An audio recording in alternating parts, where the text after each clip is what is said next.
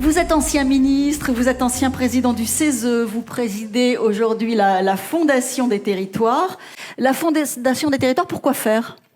Et l'idée, c'était d'abord de nous abriter sous la Fondation de Lille, de marquer vraiment notre volonté d'ancrage territorial, de faire en sorte que nous offrions un espace de dialogue et d'échange, un espace d'expérimentation des acteurs qui sont pionniers dans le faire alliance, de la créativité des territoires et de la puissance des États. C'est qu'aujourd'hui, l'histoire et la géographie sont en train d'être remises en cause par les numériques. Avant, c'était un prince, une religion, un territoire avec des limites géographiques.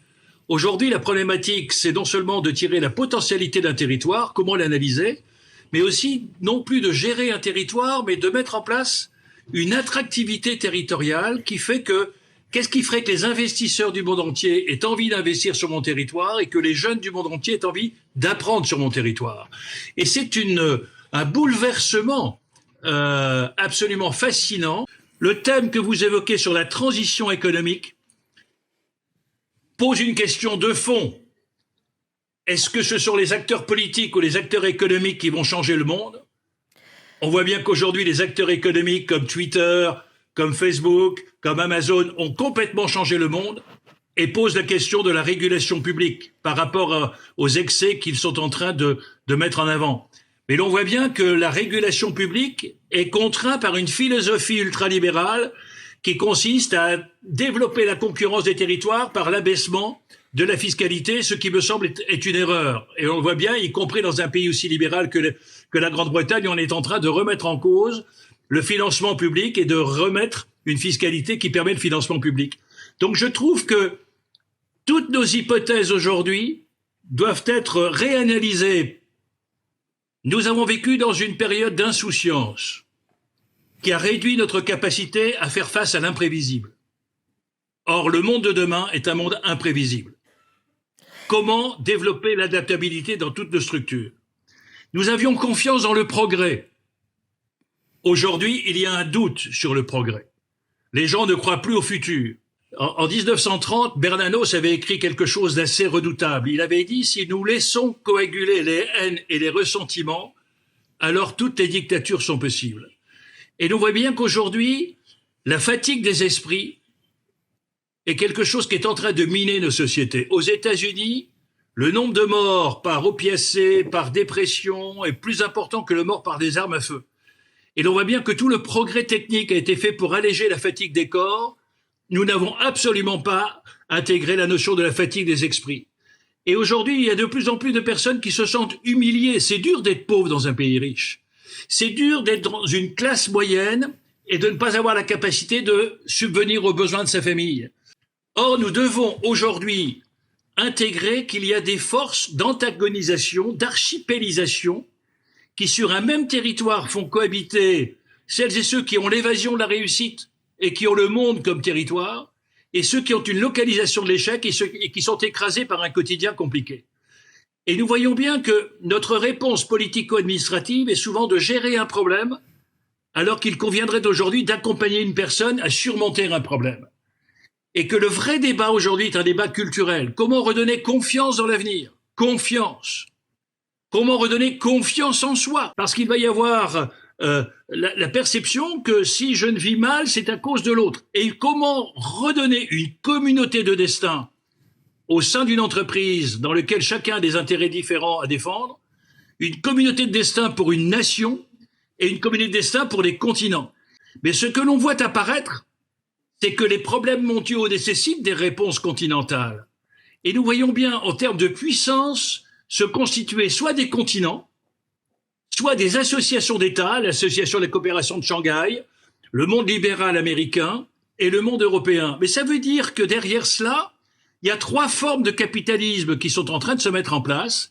Un capitalisme totalement individuel aux États-Unis, où on récuse l'État fédéral en termes de régulation avec un développement des inégalités qui risque de faire exploser le système américain, au point d'ailleurs que certains États menacent de quitter la fédération.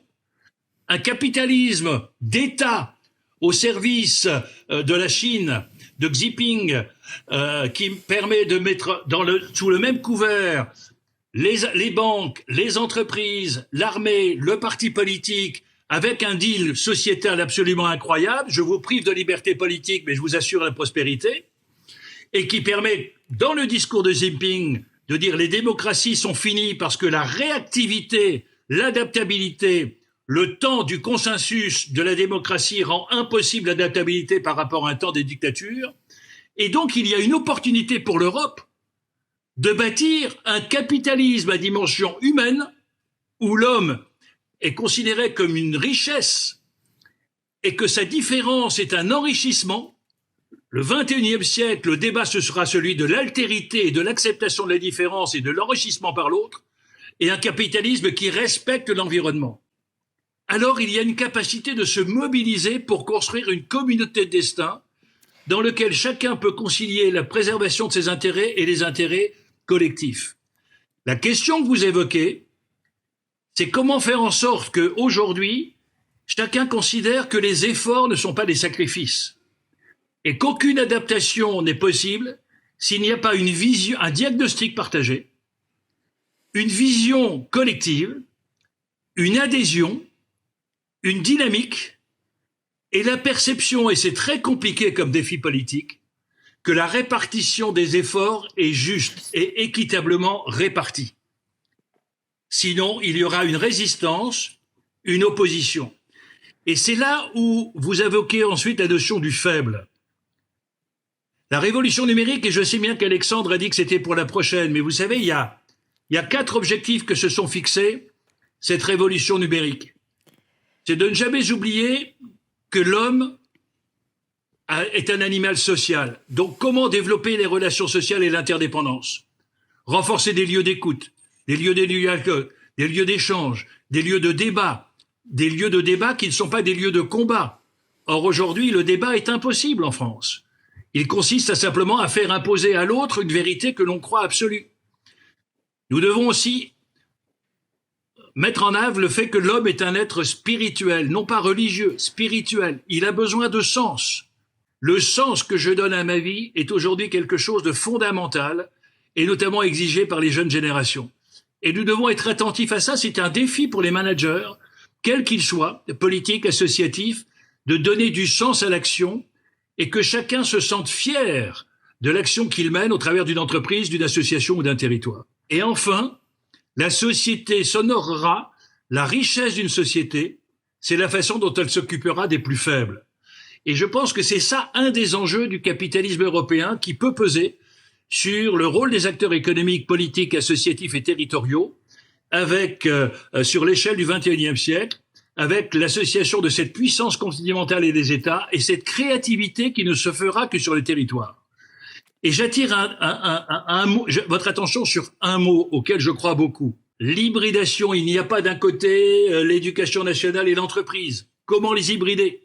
Il n'y a pas d'un côté les politiques et les citoyens. Il faut les associer.